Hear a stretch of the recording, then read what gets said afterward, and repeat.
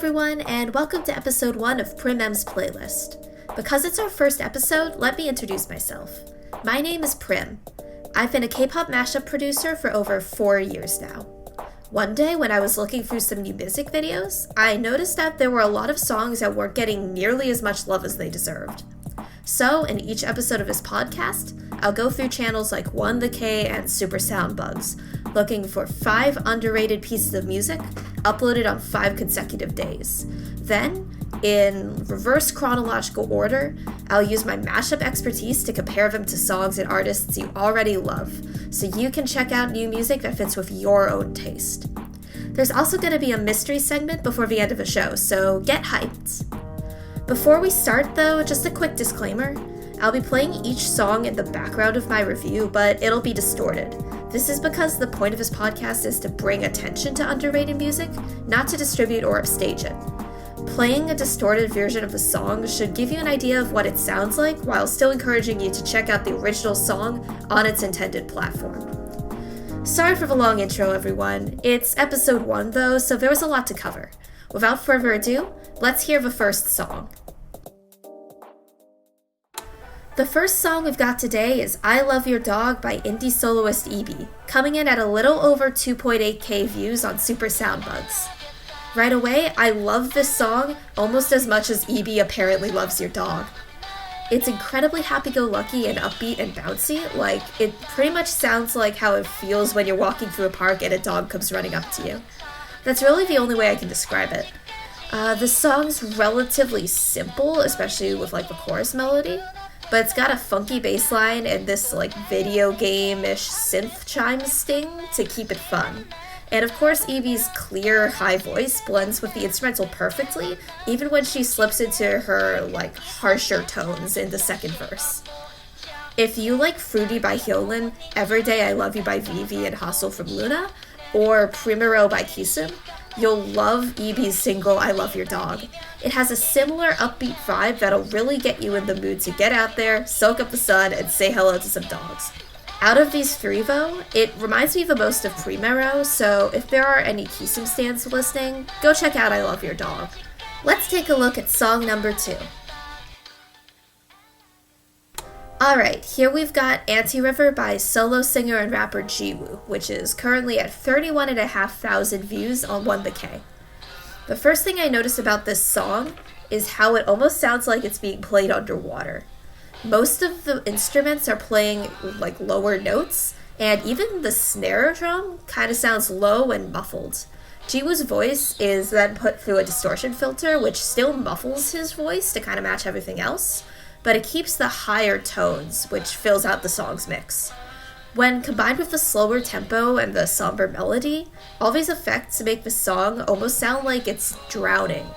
Honestly, Anti-River kind of feels halfway between Untitled by G-Dragon and Always from Season 2 of Produce 101. It also makes me think of a male version of One of These Nights by Red Velvet.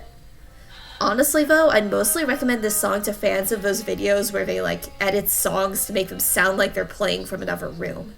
The mixing in this song reminds me of those videos, so if you like them, I'm sure you'll vibe with Anti-River.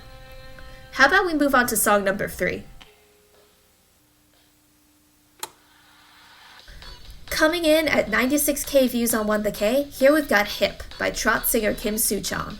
According to Wikipedia, a great source I know, Trot music was created in Korea in the first half of the 20th century, combining aspects of music from Korea, Japan, the US, and Europe, and is, and I quote, known for its use of repetitive rhythm and vocal inflections.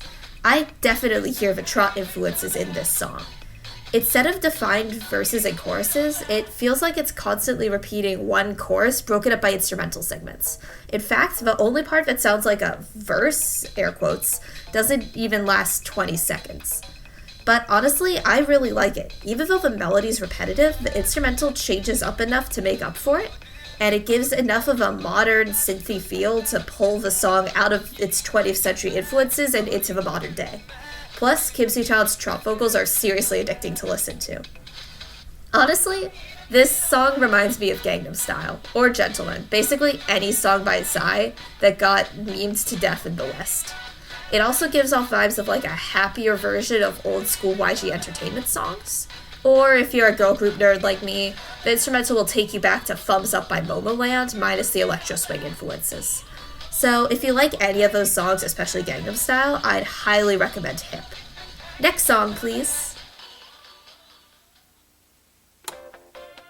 Coming in at number 4 here is When Did You Know, the DMC JIWOO by Aquibird, clocking in at 3,800 views on Super Soundbugs.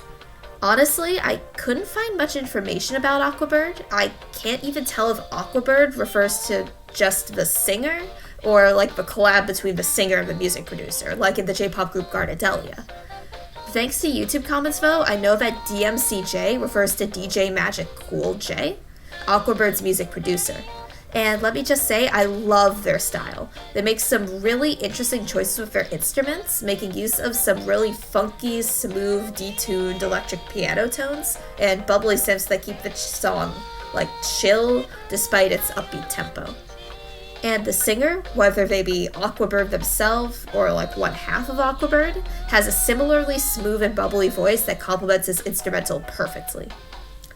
I couldn't really think of any K-pop songs that fit this song perfectly. It truly is unique.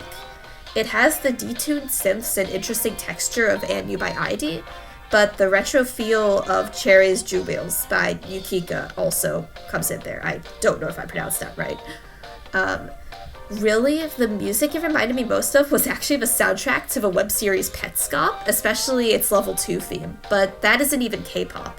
But, like, if you're with me in the tiny little space where Petscop fans overlap with K-pop fans, go listen to When Did You Know, and, well, thank me later.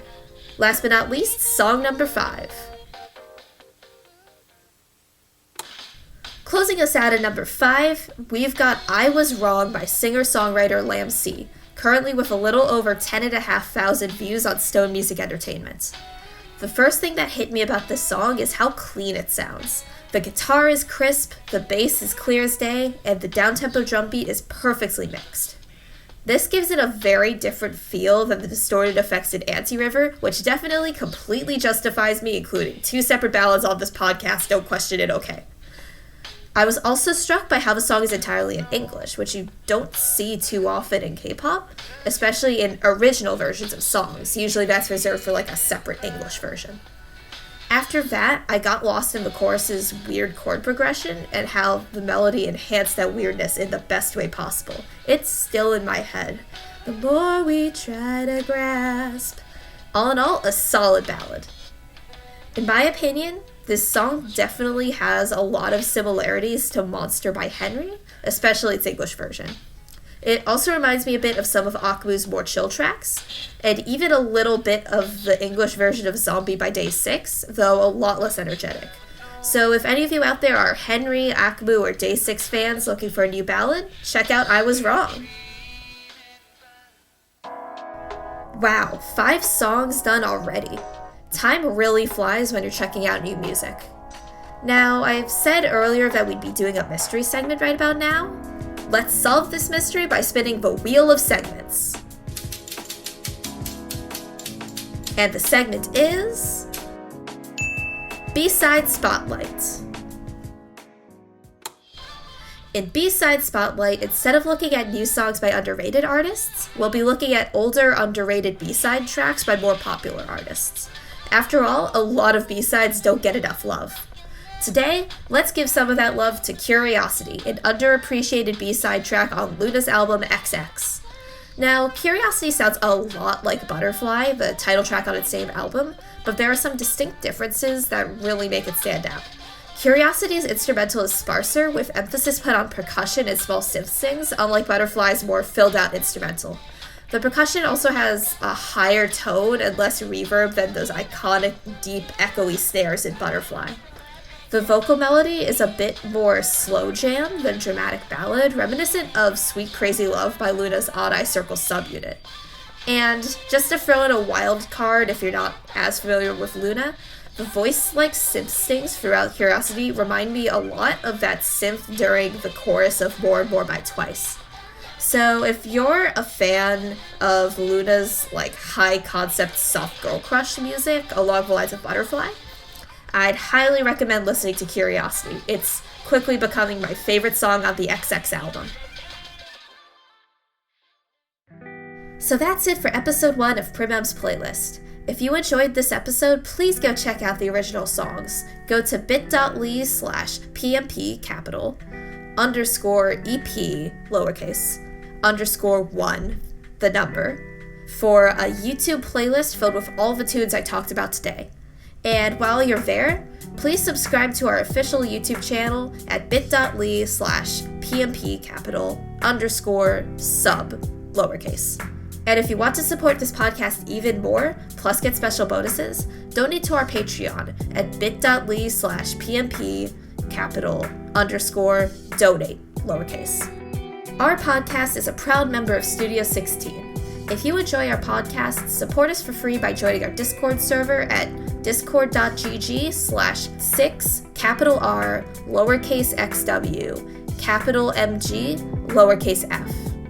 Thanks for jamming with me today.